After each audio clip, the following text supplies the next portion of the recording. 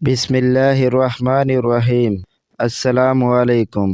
حضرت عمر فاروق رضی اللہ عنہ عبداللہ بن مسعود رضی اللہ عنہ کے ہمراہ رات کے وقت معمول کے مطابق گشت پر تھے۔ رات کے اندھیرے میں انہیں روشنی سی نظر آئی۔ انہوں نے روشنی کی طرف چلنا شروع کر دیا۔ ایک گھر نظر آیا، اندر سے روشنی باہر آ رہی تھی۔ اچانک عمر فاروق رضی اللہ عنہ گھر کے صحن میں داخل ہوئے۔ ایک عجیب منظر دیکھا۔ ایک بوڑھا شخص، اس کے ہاتھ میں جام ہے، سامنے گانے والی عورت، آدھی رات کا منظر۔ عمر فاروق رضی اللہ عنہ نے اس کو للکارا، میں نے آج رات اس بوڑھے شخص سے زیادہ کبھی اور شرمناک فعل کا ارتکاب کرتے ہوئے کسی اور کو نہیں دیکھا۔ وہ اپنے آخری وقت کے انتظار میں ہے، مگر شراب و کباب میں مست گناہوں کا بوجھ اپنے سر پر لادے جا رہا ہے۔ وہ بوڑھا شخص کہنے لگا، امیر المومنین، بلا شبہ میں جو کام کر رہا ہوں نہایت برا ہے، مگر ذرا غور کریں، جو کام آپ نے کیا ہے وہ اس سے کہیں زیادہ برا ہے۔ آپ نے تجسس کیا ہے، حالانکہ اسلام نے تجسس سے منع کیا ہے، اور آپ میرے گھر میں میری اجازت کے بغیر داخل ہوئے ہیں، حالانکہ یہ منع ہے۔ حضرت عمر رضی اللہ عنہ نے فرمایا، تم نے سچ کہا۔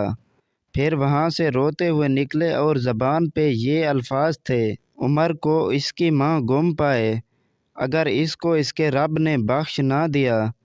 یہ شخص اپنے گھر والوں سے چھپ کر یہ معصیت کر رہا تھا، اب وہ کہے گا عمر نے تو مجھے دیکھ ہی لیا، چنانچہ وہ بار بار اس معصیت کا ارتکاب کرے گا۔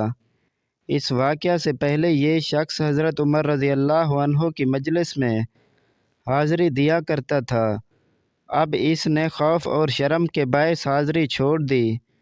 کچھ عرصے کے بعد ایک دن عمر رضی اللہ عنہ اپنی مجلس میں بیٹھے ہوئے تھے کہ یہی بوڑھا شخص اپنے آپ کو چھپائے ہوئے مجلس میں داخل ہوا۔ مجلس میں کافی لوگ بیٹھے تھے، یہ شخص مجلس کے آخر میں بیٹھ گیا۔ حضرت عمر رضی اللہ عنہ نے اسے دیکھ لیا۔ آپ نے حکم دیا کہ اس بوڑھے کو میرے پاس بھجوا دو۔ وہ شخص پریشان ہوا کہ میں تو اسی بات سے گھبراتا تھا۔ بہرحال لوگوں نے کہا، جاؤ، عمر بلا رہے ہیں۔ وہ ڈرتا ڈرتا قریب آ کر بیٹھ گیا۔ آپ نے اسے مزید اپنے قریب بلایا۔ وہ ذرا اور قریب ہوا تو فرمایا، اور قریب آ جاؤ۔ اس طرح قریب کرتے کرتے اسے اپنے ساتھ بٹھا لیا۔ پھر فرمایا، ذرا کان میرے قریب کرو۔ پھر اس کے کان میں فرمایا، سنو، اس ذات کی قسم جس نے محمد صلی اللہ علیہ وسلم کو حق کے ساتھ رسول بنا کر بھیجا ہے، میں نے جو اس روز دیکھا کسی شخص کو نہیں بتایا، حتیٰ کہ ابن مسعود کو بھی نہیں، حالانکہ وہ اس رات میرے ساتھ تھے۔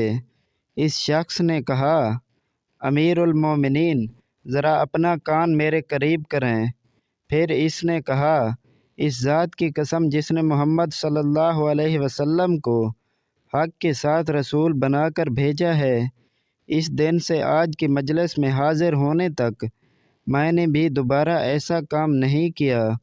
عمر فاروق رضی اللہ عنہ کو یہ کلمات سننے کے بعد اتنی خوشی ہوئی کہ آپ نے بلند آواز میں اللہ اکبر کہا۔